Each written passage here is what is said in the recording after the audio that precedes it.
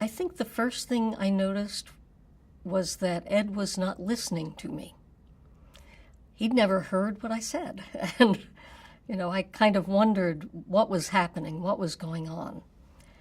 And then he began to reduce his workload. He no longer saw patients. One year he dropped his medical license. He did not renew it.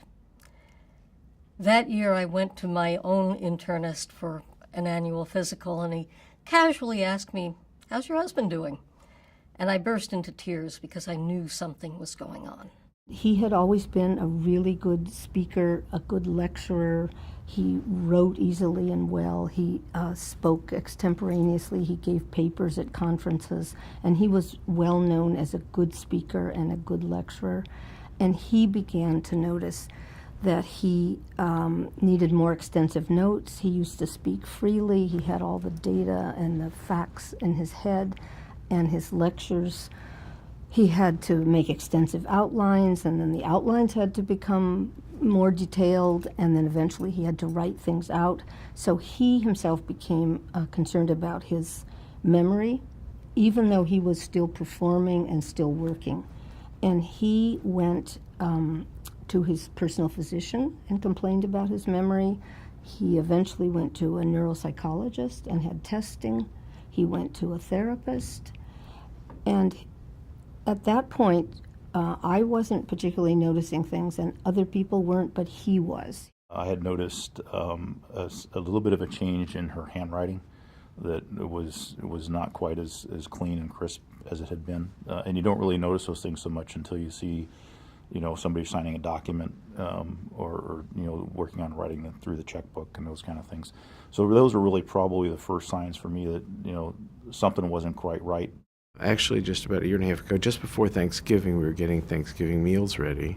Janet was helping me in the kitchen. I do all the cooking, and she helps me with the prep. And I asked her to get me something. She always did the baking, I did the cooking, and I said, get me a flour sifter. And she said, "What's a flour sifter? Where do we keep it?" And I went, and then I walked over and he showed it to her. Oh, okay. And from there, it was, what's a cheese grater? What's a potato peeler? What does it look like? Where do we keep it? And then she'd wash the dishes or she'd clean, and then every other question was, where do we keep this? Where do we put this? And I realized something was terribly wrong.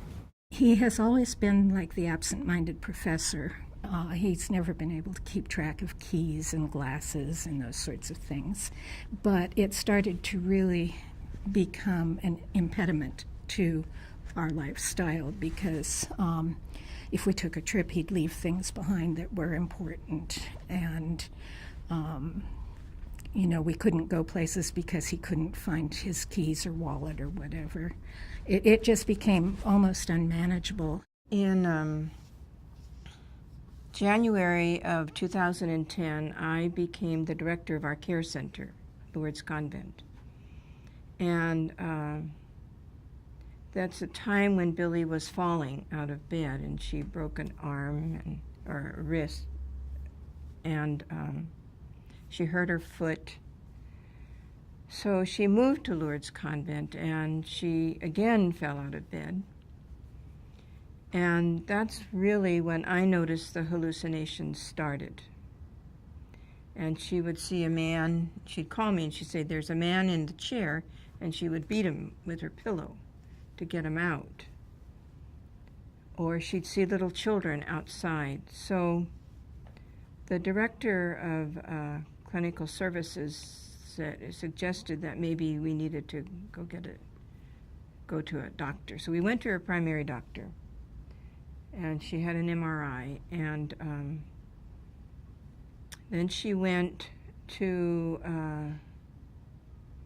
a psychiatrist who started her on medications, and the medications made it worse. So then they said for us to go to a neurologist, and it was a neurologist in November of 2010 who diagnosed her with Lewy body. The doctor agreed to put her through some testing. I described it. She could remember so much of everything of our lives, past, kids, whatever. But there were holes. I said it was like Swiss cheese. There were things missing. And so we went through the testing. And when we came out of it,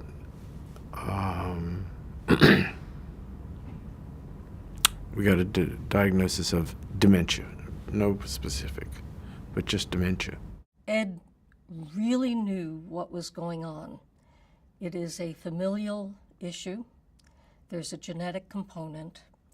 He watched his father and mother, his father as the Alzheimer's patient and his mother as the care provider, go through this illness, as well as several aunts and uncles. So he both had the personal experience and the medical knowledge to know what was going on. She went through a battery of tests, did a CT scan, and once all the testing had done and the CAT scan had been completed, they made the diagnosis that what we're dealing with was Alzheimer's. In a way, it was a relief to know, because then I could put the blame for ignoring me on a disease rather than on my husband. I was getting very irritated with him that I thought he wasn't trying hard enough, that he'd just sort of given up and wasn't even trying. And so it was good to get the diagnosis.